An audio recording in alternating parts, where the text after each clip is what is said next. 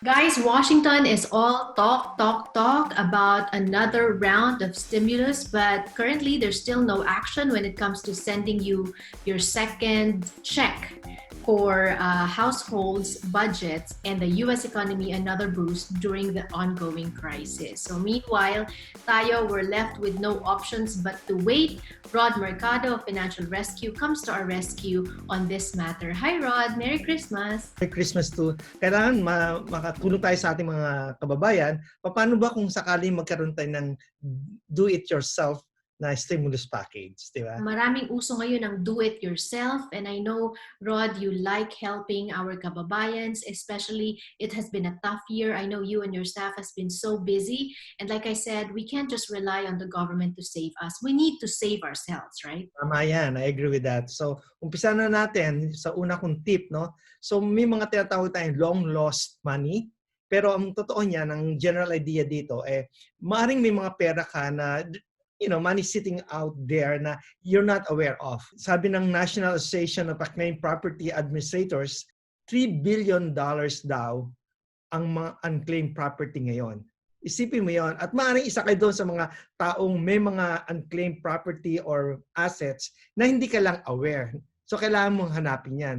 So how do you do that? Maraming mga databases na kung saan mo pwedeng puntahan. Halimbawa yung missingmoney.com. Dito makikita mo kung may mga savings ka, checking, or mga insurance proceeds na hindi mo nakiklaim. So maaaring ito na yung panahon na dapat tayong maghanap ng pera dyan. Tip number 2, Rod, and this is also very important, cut your car insurance costs. Sa ngayon, dahil bihira na hindi na tayo masyadong nagda-drive, maraming mga companies ngayon, car insurance companies na nag-o-offer ngayon ng mas mababang premium. Mag-shop around tayo.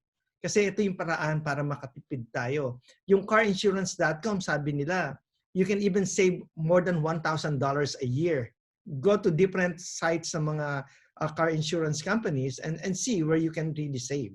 Right. Parang ganun din yan sa mortgage, no? Which is our third tip. Kapag may mortgage ka ngayon, alam mo ba sabi ng Freddie Mac, we are on the record low pagdating sa interest rate.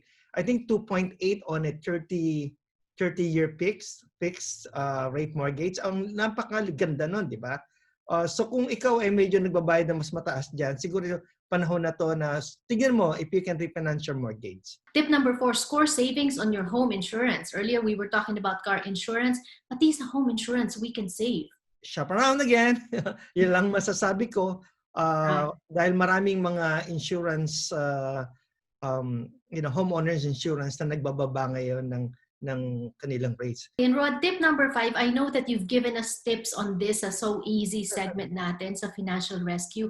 Supplement your income with a side hustle. Oo, if you've got a hobby or some special skills or talents na pwede mong gamitin, di ba? Ngayong panahon na to, get another job, Mas malaki pang makikita mo yan kaysa maghintay ka sa panibagong stimulus check. And speaking of, marami na kasi ngayon because of online shopping, it's so easy to sell our wares. Pero at the same time, the downside is ang bilis ding mag-shop online kasi click ka lang ng click. Now, you need to be able to pay less whenever you shop online. How can we do that? So, kailangan mag-price check pa rin tayo. May mga iba-ibang stores dyan. Huwag lang tayo mag-rely sa Amazon and believe that they have the lowest price that is there to offer.